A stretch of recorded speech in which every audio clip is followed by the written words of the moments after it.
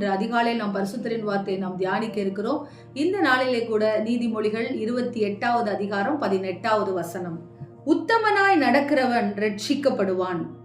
ஆம் தேவ ஜனமே, உத்தமனாய் நடக்கிறவர்கள் இந்த உலகத்திலே ரட்சிப்பை கர்த்தர் கொடுக்கிறவராய் இருக்கிறார். கொர்நேலியுவை நாம் பார்க்கிறோம். அப்போஸ்தலர் 10வது அதிகாரத்திலே பாருங்கள், அவன் உத்தமனாய், இதோ தேவனுக்கு பிரியமுள்ளவனாய், பயபக்தி உள்ளவனாய், தன் குடும்பத்தாரோடு கூட ஜெபிக்கிறவனாய் இருந்தான். ரட்சிப்பு கர்த்தர் அனுப்புகிறதை நாம் பார்க்கிறோம். பேதுரு வழியாக, இதோ போக மாட்டேன் என்று சொன்ன பேதுரு வழியாக கர்த்தர் அந்த குடும்பத்திற்கு ரட்சிப்பை கட்டளையிடுகிறதை பார்க்கிறோம். ஆம் தேவ ஜனமே, இந்த உலகத்தில் மற்றவர்களைப் போல நாம் இல்லாதபடிக்கு உத்தமனாய் வாழ பழகி கொள்ள வேண்டும். நமக்கு ஒரு நீதி, மற்றவர்களுக்கு ஒரு நீதி அல்ல. வாயை திறந்து நாம் மற்றவர்களை குறித்து பேசினாலே, கண்ணால் பார்க்காத ஒன்றை காதால் கேட்டவற்றை நாம் சொன்னால் கூட பாவம் என்று சொல்லி நினைத்து ஒரு தேவ பக்தியோடு வாழுகிற ஒரு குடும்பத்தை கர்த்தர் ஒருபோதும் கைவிடுகிறதே அல்ல. கொர்நேலியுவின் குடும்பத்தை தூக்கி எடுத்த தேவனாகிய கர்த்தர் பாருங்கள், அதே புத்தகத்தில் அப்போஸ்தலர் நடவடிக்கைகளை நாம் வாசிக்கிறோம். கந்தாகிய ராணியுடைய மந்திரியை கர்த்தர் பாருங்கள் எப்படி பிலிப்புவை கொண்டு ரட்சிப்பின் பாதையிலே நடத்துகிறதை நாம் பார்க்கிறோம்.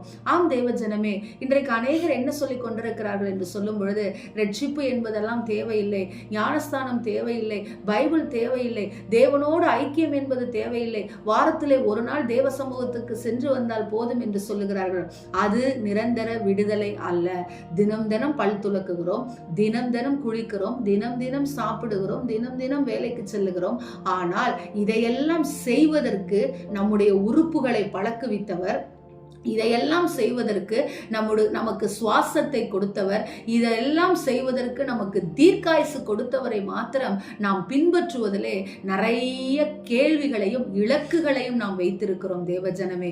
எனவே அதை எல்லாவற்றையும் தவிடுபடி ஆக்கிவிட்டு உத்தமமாய் தேவனை சேவிக்கிறதில் நீங்கள் நடக்கும் பொழுது நிச்சயமாய் கர்த்தர் உங்களுக்கு ரட்சிப்பின் பாதையை காட்டுவார். கொர்நேலியுவுக்கு காட்டினவர், கந்தாகிய ராணியுடைய மந்திரிக்கு காட்டினவர், உங்களுக்கும் ரட்சிப்பின் பாதையை காட்டுவார். அந்த ரட்சிப்பின் பாதையை, அவரே வழி, அவரே சத்தியம், அவரே ஜீவன் என்பதுதான் அந்த ரட்சிப்பின் வழி.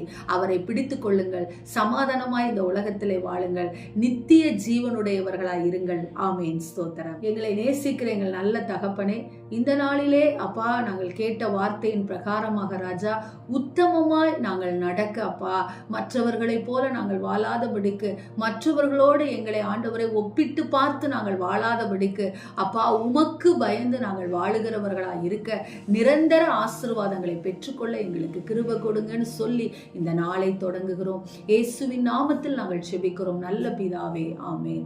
Price the Lord. ஹல்லேலூயா.